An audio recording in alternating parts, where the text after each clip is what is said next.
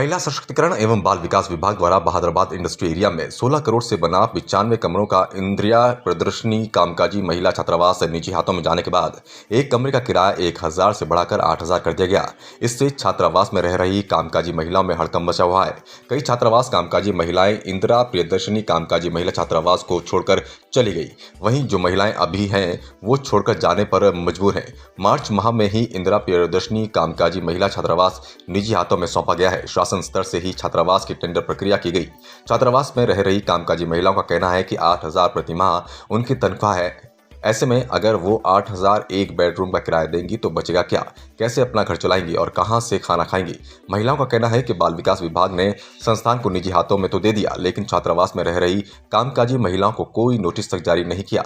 यहां तक notice board पर एक साधारण पेज पर प्रिंट कर नोटिस चिपका दिया गया कि एक कमरा 8000, उसी में 600 की बिजली अलग बिल देना होगा। अब कामकाजी महिलाओं का कहना है कि वो जिलाधिकारी कार्यालय पर धरना देंगे, क्योंकि ये अब एक रूम में 2 बेड के 8000 और 600 रुपये बिजली बिल कैसे देंगे। देखिए, पहली बात तो हमें कभी नोटिस नहीं आया। जनवरी से कह रहे हैं कि प्राइवेट हो रहा है, लेकिन अभी तक हमें कोई नोटिस नहीं आया था।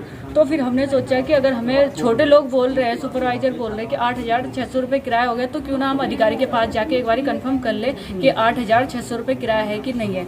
उसके बाद हम जिलाधिकारी के पास गए थे, लेकिन आज सैटरडे के कारण ऑफ था। लेकिन हम मंडे को फिर दोबारा जाके अपना प्रस्ताव रखेंगे।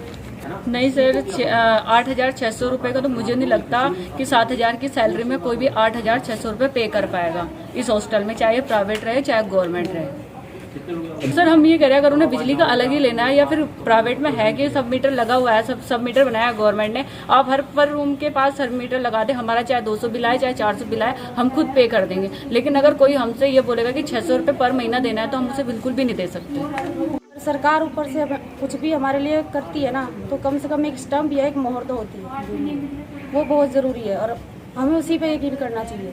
तो पेपर लगा देते हैं, इन पर कोई यकीन नहीं है, कुछ नहीं करना चाहिए। नहीं, नोटिस कोई नहीं दिया। हम यही प्रॉब्लम है कि हमें कोई नोटिस ही नहीं दिया।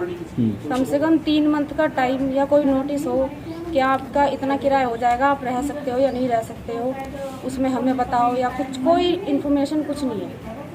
यहाँ पे हमारे साथ इस तरह व्यवहार किया जा रहा है, मतलब ऐसे तरह जैसे फोक कर रहे हैं हम लोगों को जब से निकालने के लिए। सर हम बस इतना चाह रहे हैं, जो फैसिलिटी पहले थी हमें वही मिल जाए। हम मेंटेनेंस देने के लिए तैयार है सर, बिजली का बिल देने के लिए तैयार है, बट सर रेंट हमारा वही रहना चाहिए। सर अगर हम लोग बाहर अफोर्ड कर पाते तो हम लोग यहाँ पे रहने नहीं आते। यहाँ पे मेरी तरह पता नहीं कितनी लड़कियां हैं सर, जो बेचारी अपने घर पर का भी कर रही हैं और अपने आप को भी देख रही हैं और काम भी कर रही हैं। सर सबकी सैलरी 10,000 से या 7,000 से ज्यादा ऊपर नहीं है, सब लोग इतना ही कमा रहे हैं सर। अब आप इसमें देखिए कैसे 8000 रुपए यहाँ पे दे पाएंगे। 1% का 8000 रुपए भी मेंशन नहीं किया गया है नोटिस में। नोटिस पे ना तो कोई मोहर है, ना ही कोई साइन है सर। सर आप बताइए हम लोग मतलब कैसे हम लोग ये करें।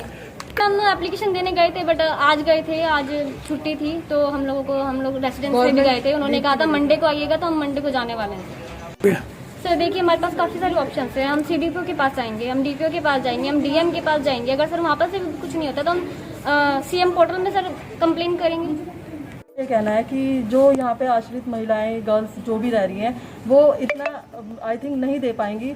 इसी रीज़न की वजह से गर्ल्स हॉस्टल उन्होंने यहाँ पे रहने का मतलब जो भी डिसीजन लिया है अपनी लाइफ में, इसी वजह से लिया है। और इसी अगर आप यहाँ पे रेंट बढ़ता है तो सबसे ज़्यादा इफेक्ट उन लड़कियों को पड़ता है और आई थिंक जो महिलाएं हैं उनको पड़ता है। ठीक है, तो हम इसके लिए बिल्कुल एग्री नहीं है। हम लोग प्रोवाइड कर देंगे, बट बहुत लड़कियों की सिचुएशन ऐसी है जो प्रोवाइड नहीं कर पाएंगी। सर उसमें ये सुविधा होनी चाहिए। पहले तो फर्स्ट टॉपिक मेरा ये है कि फर्स्ट पॉइंट ये रखा जाना चाहिए कि क्या बोलते हैं, अगर 2000 रूम रेंट होता है तो सिंगल लड़की रहे, और अगर 4000 रूम रेंट होता है तो आई थिंक क्या बोलते हैं फैमिली के साथ रहे। ये 2 टॉपिक मेरे हैं। सुरक्षा के लिए आई थिंक जो भी इंतज़ाम थे, मतलब ये था कि 2 बजे से PRD आती है, ठीक है, और अगर इधर पे जो रहते हैं आई थिंक उनसे पूछा जाता है कि कौन आ रहा है और कौन जा रहा है। जो सिक्योरिटी के काम है आई थिंक जो लड़कियां यहाँ पे अवेलेबल है ना, वो यहाँ की कंफर्मेशन देती हैं कॉलिंग के थ्रू।